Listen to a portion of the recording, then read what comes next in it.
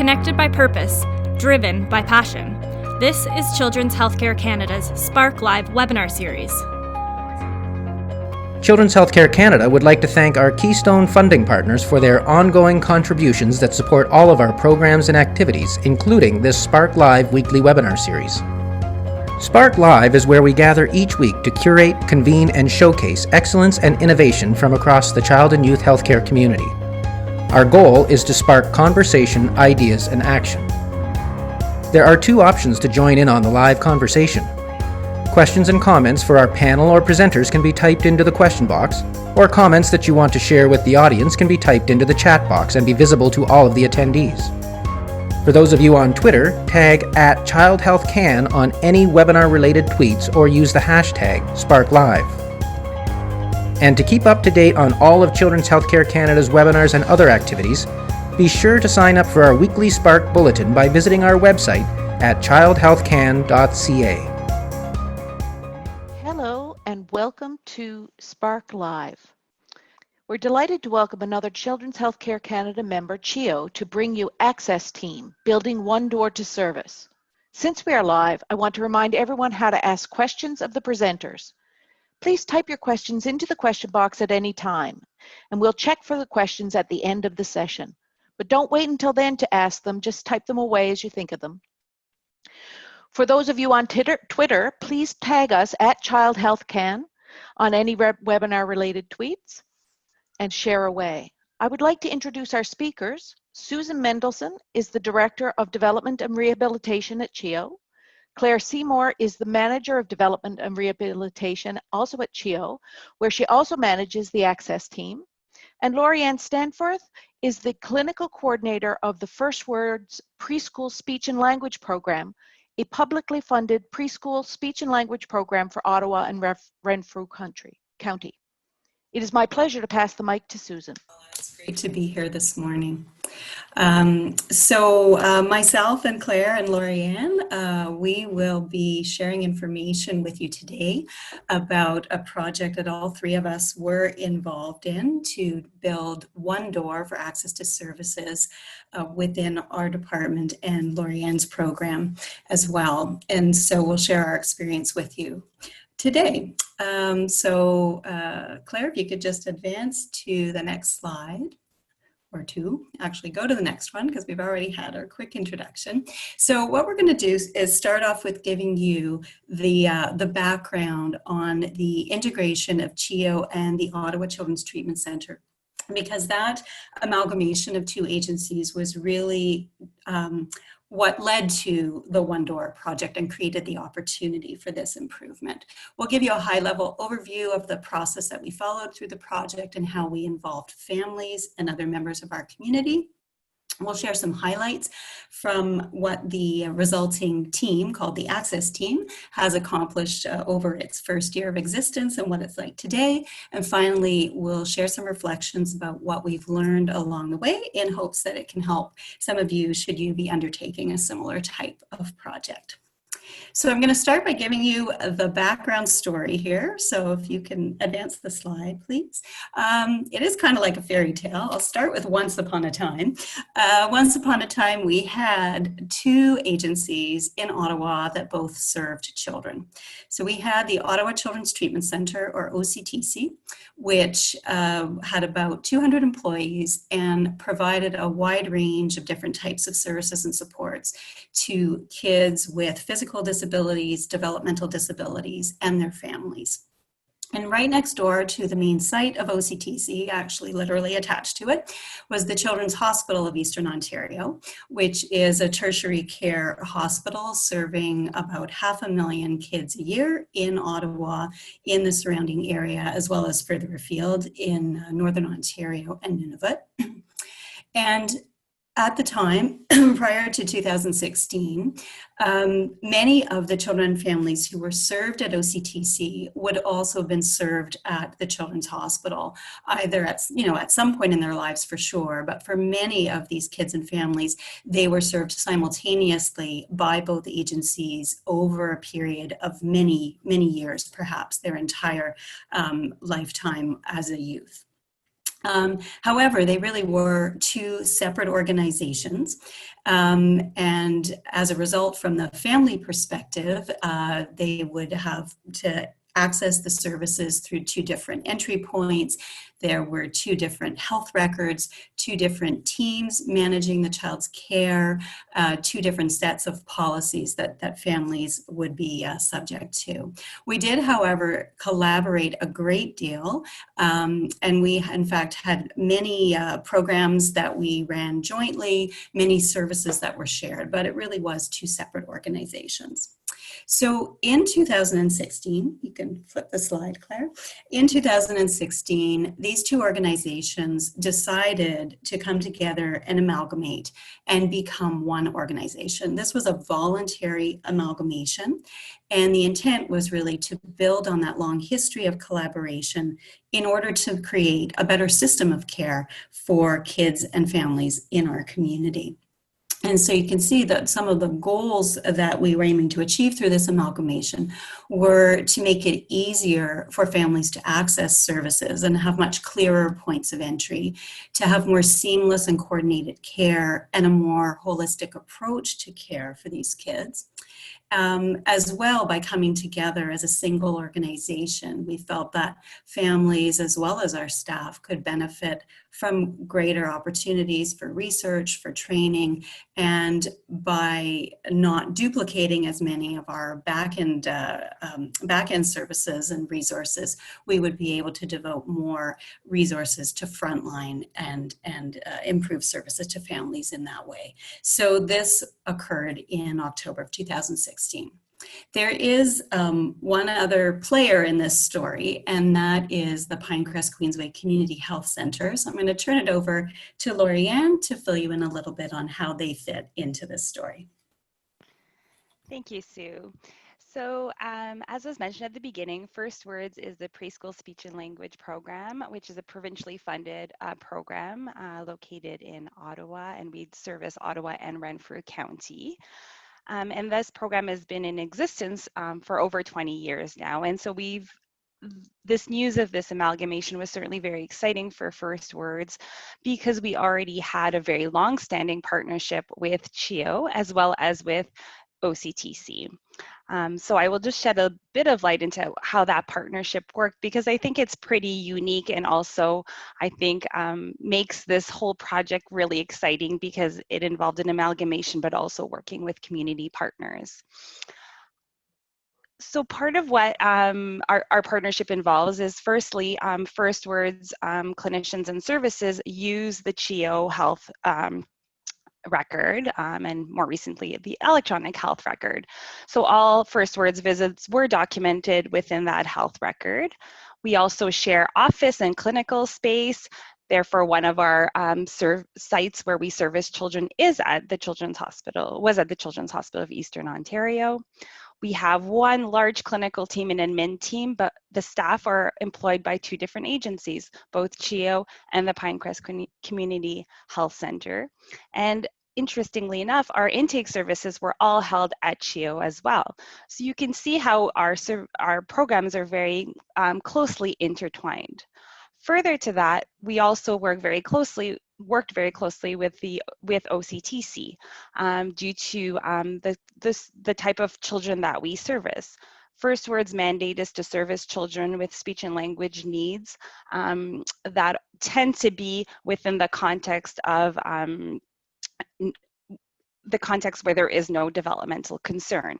However, as we know, children sometimes will be serviced through our program, will come through First Words, but may require a referral for more in-depth developmental services because we're suspecting autism or a developmental delays. And therefore, First Words and OCTC had to work very closely because our services were mutually exclusive, and therefore we were referring back and forth, children back and forth to stream them to the most appropriate program. So all of this to say that we were certainly very excited to partake in a project that would lead to a more streamlined intake process because it was certainly also very complicated on our end to try to stream families to the best door that they needed. Okay, so another piece of this story is the lean approach. Many of you are likely familiar with this. It's a methodology for quality improvement. And starting back in 2008, CHEO began to adopt this approach for all of its quality improvement initiatives. So this is just a quick slide. You'll see the DMAIC method. You may be familiar with that, where you're basically defining a problem, measuring it, analyzing it, implementing your improvement, and then controlling it or trying to maintain whatever improved solutions you've put into place. So Pinecrest Queensway had also really been embracing this approach to quality improvement in recent years. And so throughout our project to create one door to access services, we use this methodology and used many different tools from Lean to guide our work. So as we go through our presentation today, you will hear more about some of the tools that we focused on.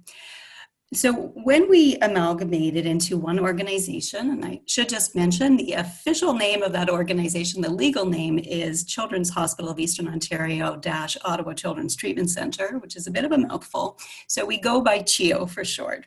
But when we amalgamated into CHEO, obviously there were many different streams of work that had to be done to bring two organizations into one.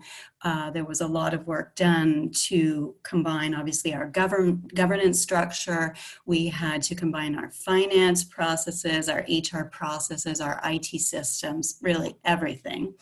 But from the clinical perspective and the perspective of our families and our community, this is what we promised. So we promised, as a result of coming together as one organization, we would create one door for families, one chart, one story for them to tell, and one team to serve them. So I'm going to turn it back to Lorianne, who can give you some more background to help you understand why this one door piece of our promise was so very important to our community. Thank you, Sue. So families with children and youth who had rehabilitation, speech and language, and developmental needs in Ottawa and Eastern Ontario did not know where to access services. CHEO, the former OCTC, and First Words all had different eligibility criteria in intake processes that left families very confused as to where to go to get help for their child. They had to fill out multiple intake forms, and often without knowing what the next steps would be. For providers as well, it was very confusing. Physicians not knowing where to refer, which was the most appropriate service, which often led to duplicate referrals. If a referring provider didn't know where to refer, they might refer to multiple places at once, which, as you can imagine, led to a lot of time spent trying to weed through the referrals, and also we didn't always catch those duplicate referrals, and that led to even more confusion for families and a lot of lost clinical time. At the program level as well, so for all these services already housed at CHEO, OCTC, and First Words, it was also very confusing. There was a lot of paper-heavy referral processes because we weren't all referring in-house at the time. We didn't have access to information because of the two health systems, and info sharing between the intake teams was very challenging. So we might need, at First Words, to refer a child to OCTC, and we would have to print out papers from our electronic health records, walk them over, and then we wouldn't necessarily see what happened because we didn't have easy access to their health records. So it meant, a lot of phone calls, a lot of delayed feedback regarding the outcome of referrals. After CHEO and OCTC integrated, the new amalgamated organization and First Words was really committed to making one door for families to access service. And the goal of this webinar is to share our high-level overview of the project that built the team and how families and providers were engaged in the process, what our operational planning looked like, and some of the early successes and learnings that we've been able to reflect on during this first year of Access Team. So let's get into our high-level project approach. Thank you, Lorianne. This is Claire. So we have to advance slides and talk at the same time. So we used a really typical project approach to go from the vision of one door to what the ultimate end product was, which is access team. And so again, using the lean methodology, we started with a project charter where we really defined who was on the team, what our scope was, and what we would be working towards. We spent a lot of time doing our current state assessment, sorting out our future requirements, identifying options and analysis, identifying our preferred option, and then implementation planning. So that would be a really typical project that anyone who formally or informally works through a project would do those steps. Where we all think Access Team and the One Door project was really unique is our voice of customer approach. And so in Lean, voice of customer is a methodology or a way of making sure that what you're building actually works for who is defined as your customer. So for this project, our families and our clients and patients were our customer, as well as the referring physicians and referring providers who were trying to ensure that their patient got access to the appropriate services. And so you'll see with the purple arrows that are running under the project plan, we really reached out to our customers at every stage of the project to get their insight, their feedback, what they needed, and to have their approval or insight before proceeding to the next step of the project. As Susan mentioned earlier, we used a lot of really typical project management tools and quality improvement tools. And, I'm not going to go through them all with you today, but I think what's really important to understand about why this project was so successful is we were really committed to doing this right and doing it right the first time. And so that really involved pausing, selecting tools carefully and using them fully, even when we were pretty confident we could get away with moving to the next phase more quickly if we didn't use a certain tool, and maybe we would get the same output, but we wanted to make sure the process was appropriate and fair. And that actually did lead us down a bit of a different path than we probably would have if we weren't so methodical about it. And so our project team comprised of frontline staff, leaders who manage the projects and services, a representation from our quality improvement team, and myself, who at the time was the project manager for the project. And so again, that's in line with the Lean methodology to actually use the frontline staff that do the work because they understand the problems and solutions a lot more than people a few levels up. This project took quite a while. It spanned over a year, and we decided, because all of the people who were involved were so busy and had so much extra work and other things on their plate, that what we would actually do is do longer meetings spread further apart, where we really shut off our email, shut off our phones, and we're really present at offsite locations for half days or full days at a pretty predictable interval to get some high quality work done. And then the quality improvement advisor and myself would work outside of the meeting to kind of advance the project or do background work. We also, I don't know if this is a OCTC thing or a CHEO thing, but we had the most epic potlucks at our full day meetings. We would do breakfast and lunch, and it kept it really fun, even when we were having some really tricky conversations. So just going back to the voice of customer bit, because I do think that is what makes this project so unique and the team so successful, is we spent a lot of time ensuring that we gave the opportunity for many families to be involved. So we did a call out to families, and then we sent them a survey with a lot of questions for their feedback, and then the option to continue to be involved as the project went along. And so we heard, when I say sort of the summaries of things that come up is that families describe the intake experience as redundant, as time consuming, being done on our schedule and location, not based on what the family needs, and without coordination. Those seem like pretty basic or expected themes that came out of the data. But we have to say, when we were reading through the family comments, conducting the interviews with the families, and talking to the referring providers, the themes that came out of it were a little bit heartbreaking, just that we were making it that confusing for families, and also just so consistently the same that we definitely knew we did. So I think Lorianne kind of spoke to this slide earlier when the one-door graphic was up around physicians really didn't know where to refer their patient. Families were filling out so many forms and waiting on multiple lists.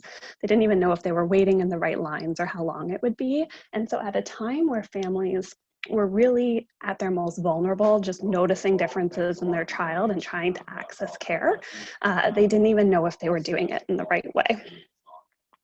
And so we took all of that feedback from families and made it into sort of our manifesto or future state requirements. So we made our must-have list, such as reducing confusion and number of steps for families, and that it would be our job to ensure families end up at the right service. And then we would have some nice-to-haves that, if our preferred option could achieve, that would be great. And as I was preparing for this presentation, I found it really fun to note that after the team's actually almost 2 years old, and we have achieved all of the nice to haves as well. So a little bit of excitement for me as the now manager of the team. So once we had our future state requirements of what we absolutely wanted to have in the future, we came up as a team with a couple of options that might get us there. So as Lorianne mentioned, there's 5 or 6 services. They all have their different forms. They all have their different phone numbers and ways of doing things. So could the first option be, no matter what door you go to, we'll ensure it's the right door, and then we'll do all the stuff behind the scenes for you, but all the existing entry methods to service would still be there. And they'd just be a little bit more aligned, maybe with an easier referral form. A next option would kind of be the same as that first option, but then we'd also have this new number you could call if you needed to make a referral, and we'd help redirect you. And then our third option was basically kind of blowing it all up and making one single team, one single door, and not having all these intakes across different organizations. So what was really interesting is we came up with these options and we really started to polarize on one option in our discussions. And really it was about it would be a bit better for families and it wouldn't be as disruptive. And so we had actually left a meeting being pretty sold on one of the options. And then we kind of had a moment to pause and reflect and realized we needed to go a little bit deeper and more structured into our analysis. And so we came back together and did what we called a World Cafe analysis, but really we put the different options up physically on a wall. We put charts with pros, cons, risks, and mitigations. And we had facilitators at each station and just rotated the group around to really build out these options and then put a little bit of structured thinking to it. And then we use something that's called a decision criteria matrix. And so we took kind of all that analysis, all of the options, and then we created decision criteria from the voice of customer feedback and made sort of definitions, which aren't put here, but definitions for what would, 1 point, 2 point, 3 points that you could ascribe for each criteria, and then objectively ranked all the options. And so this was a very interesting meeting, and sort of at the end of the presentation, when we have time for reflections, I'm sure Sue and Lorianne will share their reflections, but we all started this options ranking meeting, still kind of secretly thinking maybe one of the other options would be selected. But then as we systematically went through the analysis of each option, went through what families and referring providers asked us for, the future state option that we came out with was very different than what we had originally anticipated. And we were all really comfortable with it. Like we felt like it was the right thing to do, even though it would be hard. So I'm now going to turn it over to my colleague Lorianne, who's going to talk a little bit about the preferred option and our implementation plan to get there, because just because we decided what we wanted to do didn't mean we would know how to do it just yet. Thanks, Claire. So as you can see here, the working group ended up landing on the one door, which was one single central door, which, as you can imagine, was the most, what it perceived to be the biggest and most challenging option, but we were also very excited at this idea of having one point of entry for all these services. So this is a very high level diagram of what that preferred option looks like. So you can see that families can be referred as they were in the past by various referral sources. So that can be a physician, a healthcare provider, a family, whatever referral sources existed in the past were still accepted within this new one-door access team. Once these referrals would come into the program, there would be an intake review that would happen. And so, based on a common intake process and common tool, access team members could review that request for service, and that big orange diamond shape would be the decision point that would be made. And so from that point, children would be referred to one or multiple services within our, the new CHEO and for the First Words program. And the access team would be the one to know who, the eligibility criteria, which services are mutually exclusive, what information is needed. They would take care of all of that to take the load off the referral source and the family. So as you can see, a family could be referred to any one of these services and sometimes to multiple based on eligibility criteria. So, hospital-based PT, OT, the First Words program, CHEO, autism, and what historically was the Ottawa Children's Treatment Center. And then following that, children would be placed on the appropriate wait lists or work queues to be picked up for the next step within that service. I do want to point out that one thing that was really important to us was to still keep this idea that there's no wrong door, just because there were historical, long-standing historical ways that children had been referred to any one of these services in the past. And so we didn't want it to be that if a physician or family had referred through an old means that we would not take that referral. So we also ensured that while this was definitely the preferred option, we would still be monitoring the old ways of that referrals would come in to make sure that no referrals would be lost, and those referrals would be streamed to this single central door.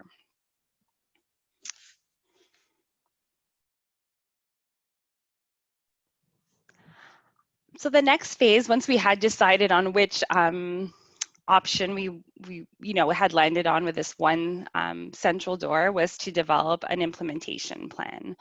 And so there were 6 main streams within this implementation plan, and I'm not going to go into detail in all of these, but certainly, as you can see, in April 2018, these were the 6 streams that had been identified: the human resources work stream, process and workflow, tools and resources, the training work stream, the communications plan, and the benefits realization. And I did want to spend a bit more time just on the communications plan, because I feel like that was something that, reflecting back, we did really, really well. As you can imagine, with project of this magnitude and seeing all the different referral sources that were involved in making sure they were informed of this change, it was really important to have a really robust communication plan. And so we did that in several ways. Firstly, every time we had a working group meeting, there were a list of key highlights that we would stream back to our individual teams. And so those would be staff that were involved in one of the services that would be involved within the access team. And so they were always kept up to date on what was happening with this project, and they were getting the same message, which was really, really important. And then we also, once we were really ready to roll this out, we essentially, what we called it is the Access Team Roadshow. So we essentially took turns, one or two of us would sign up and go present to different groups, physicians, healthcare providers, wherever they were meeting already, we would go to them and talk to them about the access team, talk to them about, how they could refer. And so we spent many, many months just, taking the show on the road and ensuring that the message got out to the key groups that needed to be in the know. Another thing I think we did really well is First Words has a health promotion team, and so they already have very strong partnerships with the community, with Ottawa Public Health, and so we were also able to leverage their expertise and use their distribution lists, use their platforms, their partnerships to also kind of spread the word about Access Team. So I thought, that was one thing that it was really important and well thought out, and I think it led to the future success of the Access Team, was investing that time with meeting with our referral sources so that they were really comfortable with this new centralized intake, and also we could answer their questions. One thing you'll notice here is that our original go live date was October 1st, 2018. And you'll notice that we ended up pushing it back slightly to November 5th. And I think it's just, we wanted to keep this here because we wanted to show you that, even the best laid out plans sometimes, force us sometimes to reflect and think, are we better to just take a bit more time to make sure we do this really well? And in the end, I think it was a really good call to kind of reflect and say, let's give ourselves an extra month to make sure that this is the best possible rollout. And I think we're really glad that we did make that hard decision. And in the end, it was certainly the right call. Thank you, Lorianne. It's Claire again. And so part of being able to, part of our decision to push it out for that week, that month did allow us to have a full week of training before the November 5th go live date. And so this is a photo of the team at the end of our 1 week training. And so this is, or at least was right before November 5th, the Access Team. And so when we went live on November 5th, Access Team was the central intake for CHEOs, so historical CHEO rehab, physiotherapy, occupational therapy, and speech language pathology for all of the programs and services at the Children's Treatment Center, for the coordinated service planning team, for the First Words preschool speech and language program, and for, at the time, the CHEO autism program. However, that has shifted the intake to the new OAP. And so, after a full week of training, we were kind of ready to go. And really, I just wanted to pause for a moment and explain how it works. So right now, a referral can be placed by anyone as long as the family has consented to the referral. And so we can receive referrals by fax, by mail, through EPIC, which is our electronic health record. And for really tricky or difficult to serve and contact families, we can accept a telephone referral, as well as we accept referrals through the First Words communication checkup tool, which is a really cool tool online that I would encourage everyone to go check out at firstwords.ca. And it essentially guides the families through a communication checkup. And then at the end of the checkup, if the child's speech and language is sort of typical and on milestones, then that would be communicated to them and they would get a reminder for when they could do the checkup again. And if there's any flags for maybe some developmental milestones or speech and language delays, then they have an option through that checkup to place a referral to us at Access Team. Once we receive referrals, they're all reviewed for basic eligibility criteria. And then depending on what the referral is for, it could either be approved or denied right away, or a next level screening might be required to support the family. And then instead of having the family fill out reams of information on an intake form, we actually book a telephone call with them, and one of our outreach worker contacts them to talk about their needs, to understand their eligibility, and then place the appropriate referrals for them. So that's our team. This is a bit of a poster that we did from our first birthday. So like we said, we went live on November 5th, 2018. And so last year, November 5th, 2019, we celebrated our first birthday, and holy smokes, guys, it was a busy year. And so on our birthday card, we kind of celebrated what we accomplished. And so we processed 3,418 referrals and completed 1,863 intake interviews. And you saw the size of our team. We're not a big team. And we also had changeovers of people on our team. We had new skill sets. We started serving new teams, got rid of other teams. We participated in integration projects. we honestly just did so much, and it was such a big year for learning. And so we were very excited and had a birthday party, and that was back when we could still do things in person. And so that was a lot of fun. Coming up on our second birthday this year, we'll have to think of something virtual that we could do.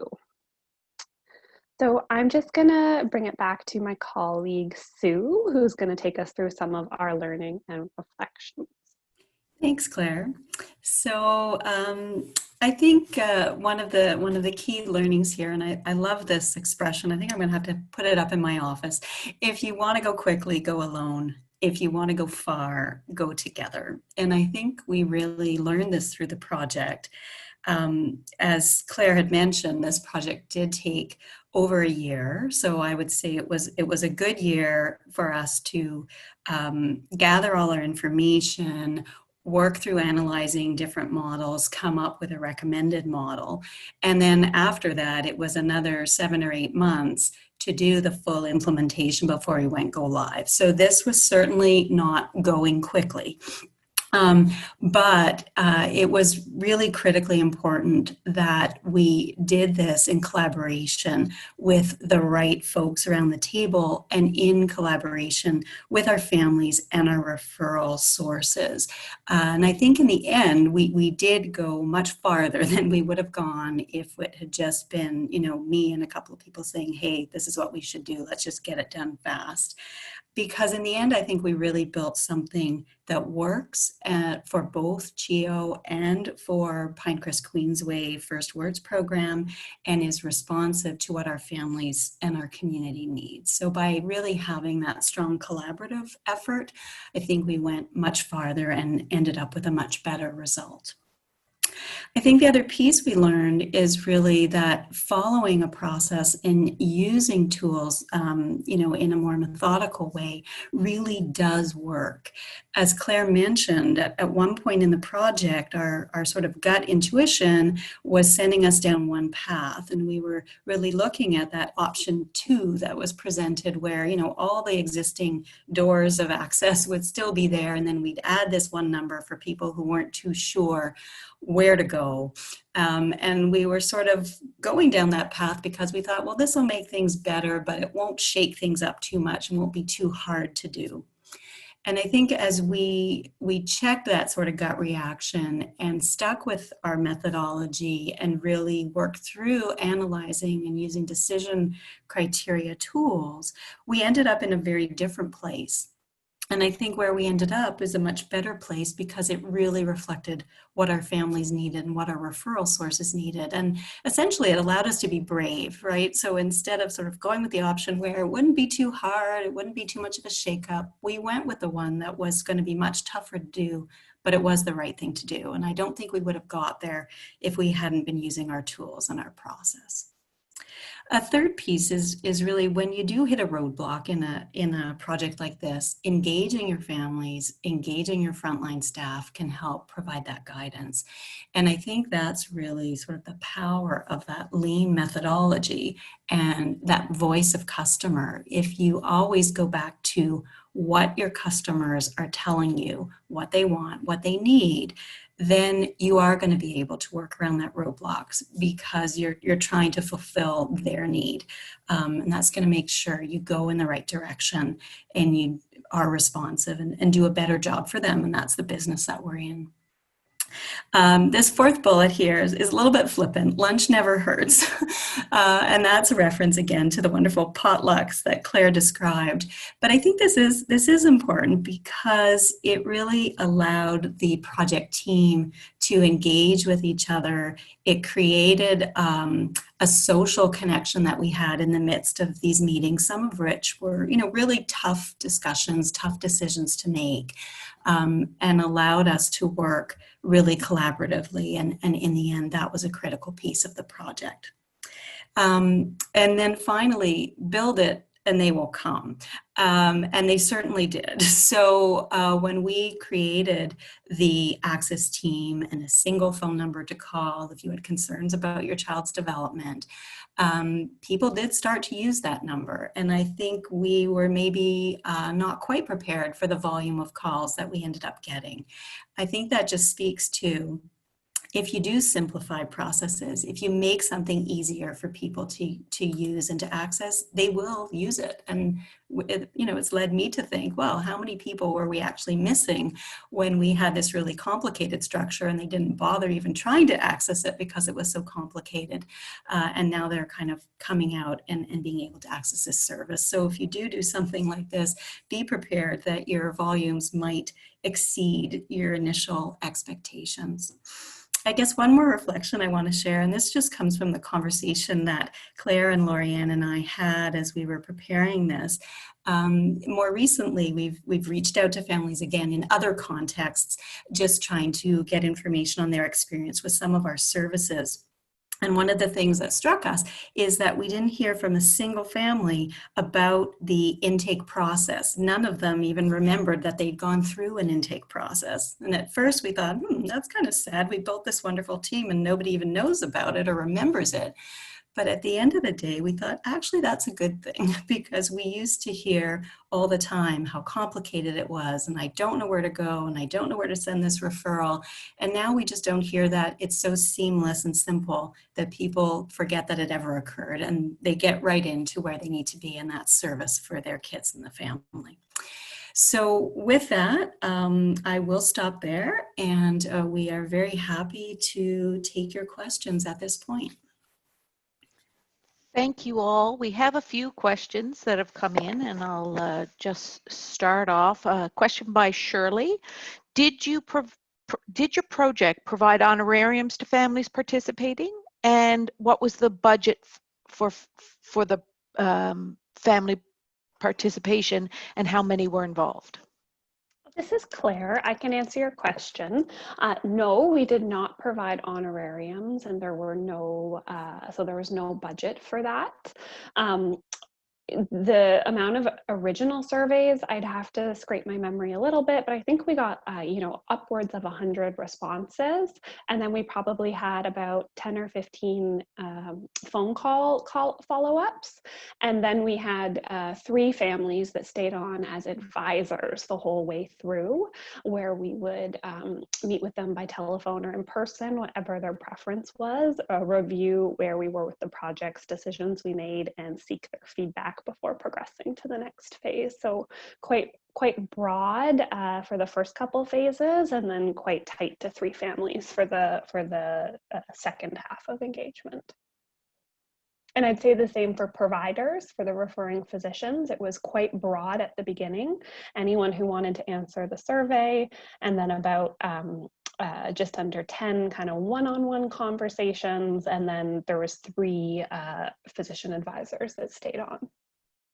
Sorry, I think part of that question was also whether there was a budget for the project in total, and there was not. We were basically using the managers and frontline staff who were involved with the relevant services. We were using a CHEO's QI team that already had staff available. So we just pulled, it was people's time, obviously, but we did not have specific amount or preset number of hours that people could work on this. We just let the project evolve and devoted the time that we needed to get to the point we needed to get to.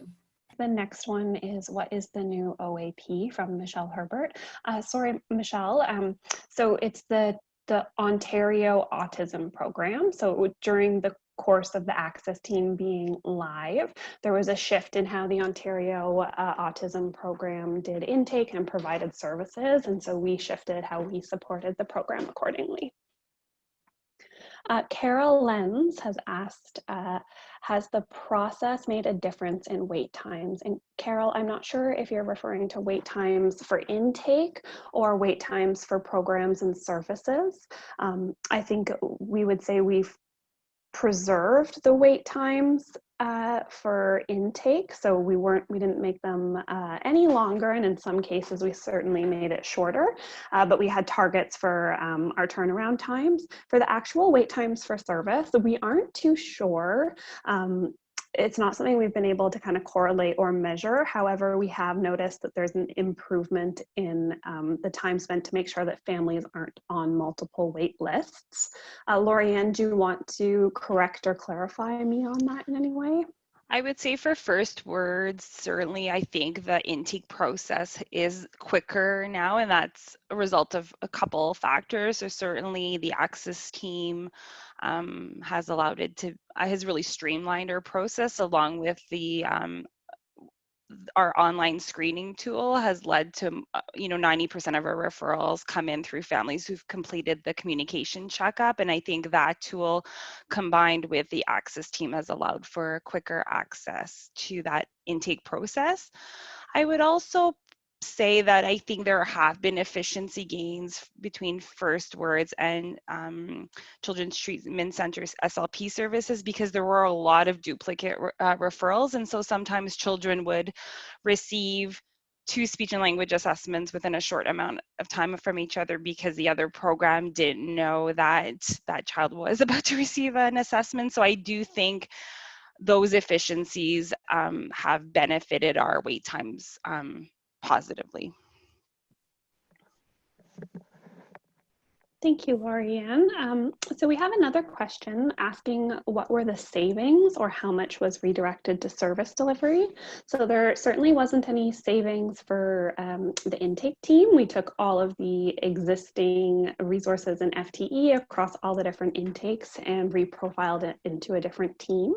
If you're asking about the CHEO OCTC integration specifically, Sue might be able to give a broad strokes answer to that. And then if you have questions about just the integration in general, I'm sure she'd be happy to chat with you at another time about that.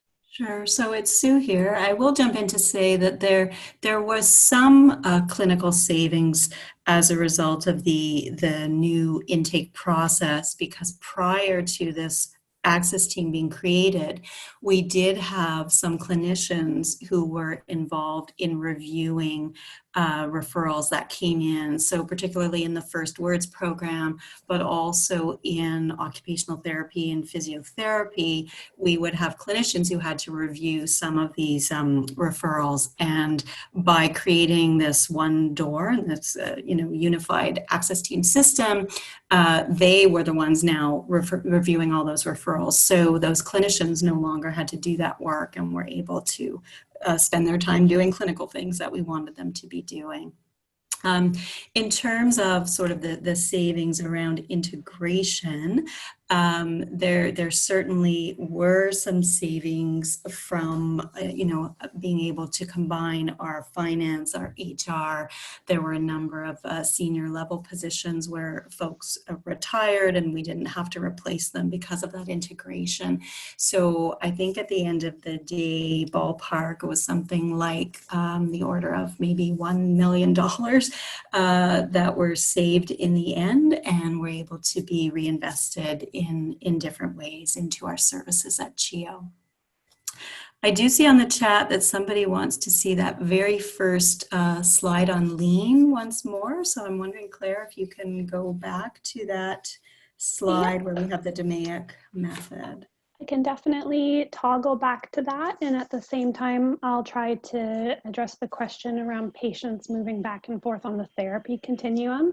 So if they're no longer needing physiotherapy or OT from a long-term perspective, et cetera, can they sort of move between teams? And so we certainly do still see some opportunity for improvement there. Like as mentioned, this was a project that specifically focused on one door, on one way to access service. And we're actually now, with all the learnings we have about watching when we can identify what would best meet a family's need, where they would be best served, or how their needs change over time, we're actually embarking on another shared project with our integrated CHEO organization and the Pinecrest Queensway First Words Preschool Speech and Language program to even better integrate our therapy teams and the patient experience there, because while we've done a lot of things to work better together, and Lorianne, I'm certain you can highlight many of them because you're at the forefront of that, we do see even more improvement from a family perspective. And I think Carol is wondering if it means a new intake process once they move from one program to another. And So not necessarily. Not necessarily, yeah. It would still be access team. So it depends, like if they were first identified as having a shorter term need and were served in First Words or in our rehab programs, and then a longer term need and a potential developmental concern is identified, the family would be contacted again by access team to help ensure the appropriate consent and medical referrals are in place, and we would facilitate that, because generally that movement between service does require a diagnostic assessment as well. But families are not typically having to, usually the providers would be facilitating that transfer behind the scenes. Exactly. And then have we got, hopefully it's the right slide that's up. And then just some clarifications about the wait times, which I think we've addressed. So what is the contact information for referrals? So if you go to the CHEO website and you search within that website for the access team, or go under programs and go to access team, there's our 2-page, I guess 1.5-page referral form. We're very proud of it. It used to be very, very long, and now it's a short first page and then a second page that basically says, in your own words, tell me your concern for your child. And it has information on how you can submit it to us. You can also call us at CHEO at our main number, 613-737-7600, and our extension is 2757. And Shirley has asked, what's next with the project?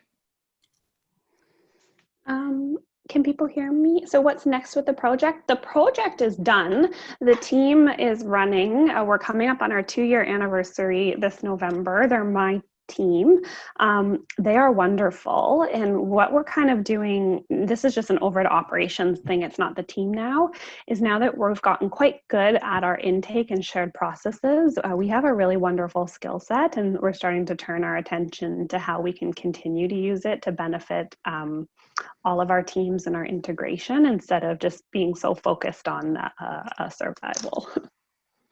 Wonderful. Thank you so much. I don't know if you've gotten to this one, link to the access team for folks to contact you. Did you provide a website? I will do that right now. Wonderful. And if anyone has any additional questions, now's your time. And if not, we'll proceed to thanking our speakers. I'm just giving folks a sec. Oh, Claire has typed the clinic information in the chat box. And if there are no other questions, I want to thank you, Susan, Claire, and Lorianne, for sharing your time and expertise with us. There's a number of positive comments in the chat box as well around applauding you for your improvement efforts. We also want to thank all of our members and other attendees for spending this time with us. We hope you depart with some practical knowledge to bring back to your organization. We would love to hear from you if you do bring access back to your organization about your experiences. We also have a fall webinar schedule that's quite packed. Tomorrow on September 3rd at 1 o'clock, we are hosting, Children's Healthcare Canada is hosting UNICEF Canada as they launch their 16th report card on the state of children in high-income countries. Next week on September 9th, from 11 to 12 Eastern, we'll be joined by Drs. Benzies and Shaw from Alberta Health Services for effects of Alberta family integrated care on outcomes for moderate and late preterm infants and their mothers. And that webinar is sponsored by Mallinckrodt. And on September 16th, we're hosting Trauma for Medically Complex Families, Understanding the Environment and Collaborating on Solutions, with speakers from CFHI, CHEO, and from parent partners. And finally, the registration is now open for our annual conference, taking place this year virtually in November. Check out our website for more information. And it's always great if you can watch live, as your questions and comments really enrich the discussion. But if you can't, the recordings of these sessions are made available after the fact on our Knowledge Exchange Network. So thanks again for joining us today. Thanks to CHEO for supporting our webinar program. And hopefully we'll see many of you back here tomorrow. Bye, everyone.